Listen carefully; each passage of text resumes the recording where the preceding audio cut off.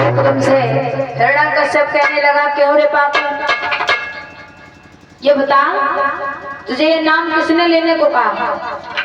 जवाब दिया, पिताजी कहा तो किसी ने नहीं, बल्कि ये तो प्रभु का नाम है तो मैं ले रहा हूं। एकदम से हिरण्यकश्यप कहने लगा है, पिताजी एकदम से हिरण्यकश्यप कहने लगा, बेटा अगर तू सुबेरी का नाम लेगा तो सोच मैं तुझे जिंदा नहीं छोड़ूंगा। जवाब दिया, पिताजी आप जो है मेरी बात मानिए, क्योंकि प्रभु किसी का बैरी नहीं है। आप भी उसका नाम लीजिए, भगवान का भजन कीजिए। हिरण्यकश्यप कहने लगा, क्यों रे नालायक, तू हमें बुद्धि देगा? एकदम से पहुंचा,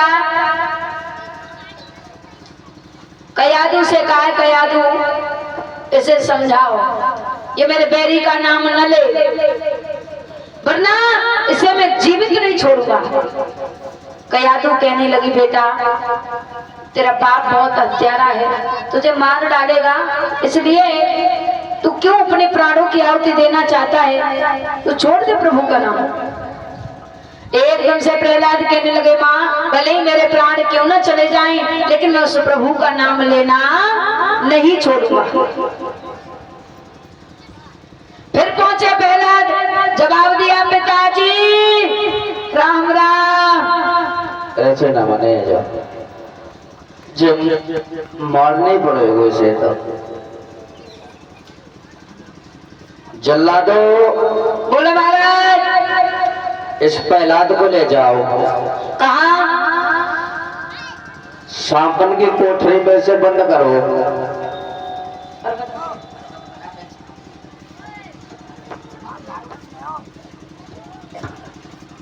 ले जाओ। हिरण्यकश्यप कहने लगा है, ये जल्लादो ले जाओ और इसे ले जा करके इतने ऊंचे से धक्का दो कि नीचे गिरते ही गिरते मर जाए। जल्लाद चले और लेकर के आज इतने ऊंचे पर्वत पे पहुंचे हैं। प्रहलाद को जब धक्का दिया है तो प्रहलाद प्रभु का नाम रट रहे हैं। उसी समय मेरे प्रभु ने आकर के प्रहलाद को अपनी गोद में उठा लिया और गोद में उठा करके खड़ा कर दिया। प्रहलाद बच गए, फिर से पहुंच गए। जवाब दिया, पिताजी राम राम। जो मरा नहीं क्यों जल्ला दो तुम पे, जो तुमसे पहले आ गया यहाँ पे? महाराज हाँ। हमने इसे इतने ऊंचे से धक्का दिया, पता नहीं ये कैसे बच गया। कैसे बच गया? हाँ। इसे फिर ले जाओ। अब कहाँ ले जाए महाराज? इन्हें सांपों की कोठरी में बंद कर दो ले जाके और नमक डलवा दो, डस लेंगे, ये खत्म हो जाएगा। एकदम से प्रहलाद को लेकर के आज सांपों वाली कोठरी में बंद कर दिया। लेकिन प्रहलाद जो है प्रभु का नाम रट रहे हैं। उन नागों ने प्रहलाद को देख करके आज नाग उनसे कुछ नहीं बोले। एक भी नाग ने प्रहलाद को नहीं डसा। प्रहलाद निकल करके जिस समय आए हैं पहुंच गए और कहने लगे, पिताजी राम राम। जवाब दिया, नालायक तू अब भी नहीं मरा, अब तू ऐसे नहीं मरेगा। ऐसा करो, हाथी को बुलवाओ। हाथी को बुलवाया गया तो बताया जाता है मेरे भैया, हाथी के नीचे जब प्रहलाद को डाला तो हाथी सूंघ करके पीछे के लिए हट गया। प्रहलाद फिर पहुंचे, फिर कहने लगे, पिताजी राम राम। एकदम से हिरण्यकश्यप कहने लगा, मैंने तुझे मारने के बहुत उपाय कर लिए, अब जल्लादो एक काम करो, इसे ले जाओ कहाँ? और ले जा करके फांसी के फंदे पर चढ़ा दो। फांसी लगवा दे? हाँ। अबे जाए रे।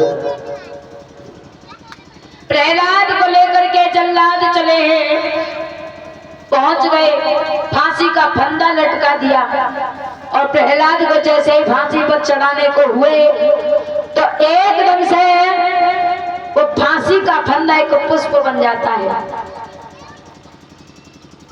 प्रभु के नाम में कितनी शक्ति है कि जाको राके साइया पर मार सके ना कोई, बाल नबा को कर सके और चाहे जग बेरी होए।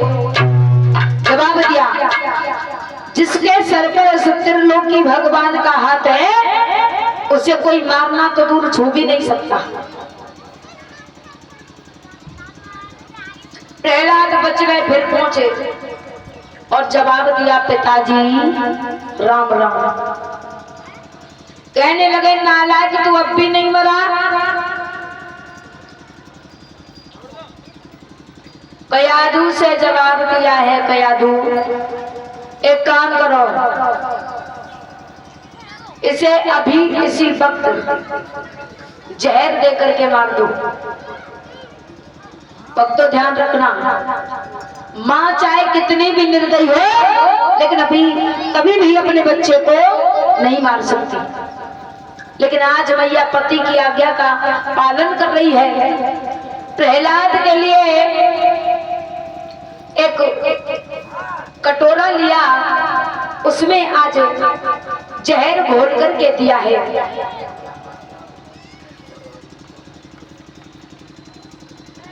जहर जब दिया है तो प्रहलाद हंसते हंसते उस जहर को पी गए, लेकिन प्रहलाद पे कोई भी असर नहीं पड़ा। बोल गोविंद भगवान की। इधर हिरण्यकश्यप के सामने प्रहलाद फिर पहुंचे, जवाब दिया, पिताजी राम राम।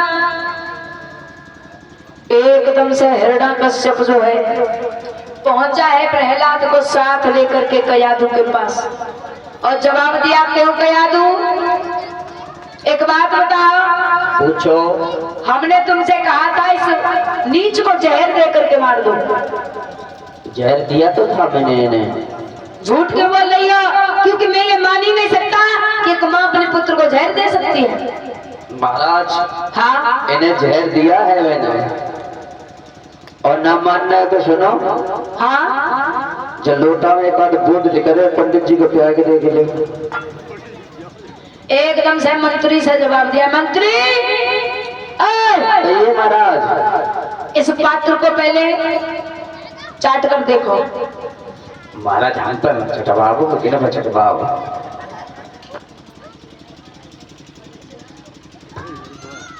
ना महाराज, एक काम करो, नौकरी करनी है? नहीं, नौकरी तो करनी है। फिर इसे चाटो जल्दी।